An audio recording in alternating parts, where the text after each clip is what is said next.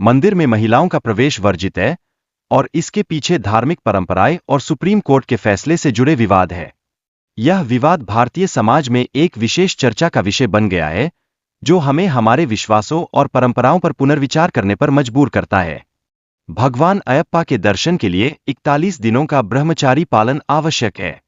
यह एक कठिन यात्रा है, जो भक्तों के लिए समर्पण और विश्वास का प्रतीक बनी हुई है।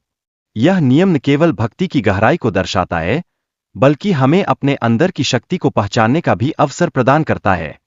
भगवान अयप्पा की कथा में असुर महिषासुर की भूमिका अत्यंत महत्वपूर्ण है।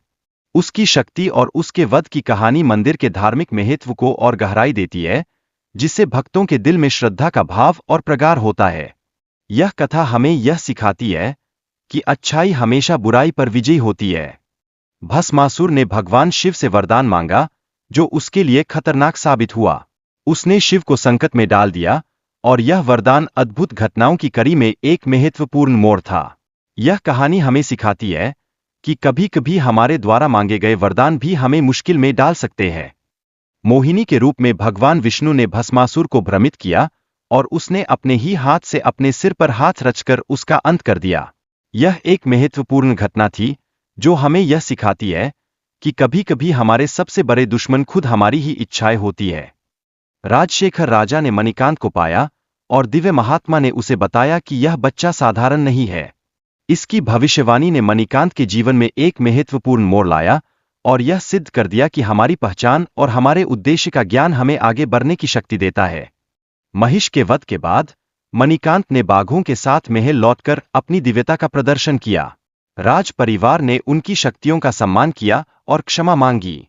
यह घटना हमारे सामने यह स्पष्ट करती है कि सम्मान और विनम्रता हमारे अंदर के शक्तिशाली गुण हैं। मल्लिकापुर तम्मा की कहानी मंदिर में महिलाओं के प्रवेश पर प्रतिबंध का मुख्य कारण बनी हुई है।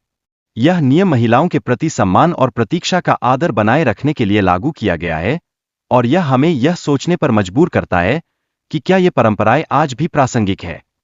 मकर विलक्कू उत्सव भगवान अयप्पा और भगवान राम के बीच की मुलाकात का प्रतीक है। यह उत्सव भक्तों के लिए महत्व का स्रोत है और दर्शन का विशेष अवसर प्रदान करता है, जो हमें एकजुटता और भक्ति के भाव से भर देता है। मस्जिद की परिक्रमा की परंपरा यह सिखाती है कि सच्ची भक्ति किसी एक धर्म तक सीमित नहीं होती। यह मानवता और आपसी सम्मान का प्रतीक भी है, जो हमें एक दूसरे के धर्म और विश्वासों का आदर करने की प्रेरणा देती है। सबरीमाला मंदिर में महिलाओं के प्रवेश पर प्रतिबंध ने समाज में गहरी बहस को जन्म दिया है, जो लिंग समानता के अधिकारों से जुड़ी है।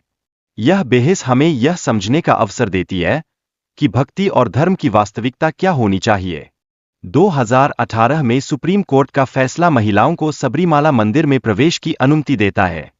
यह निर्णय धार्मिक स्वतंत्रता और समानता के अधिकारों की पुष्टि करता है, और हमें याद दिलाता है कि सच्ची भक्ति सभी के लिए होती है।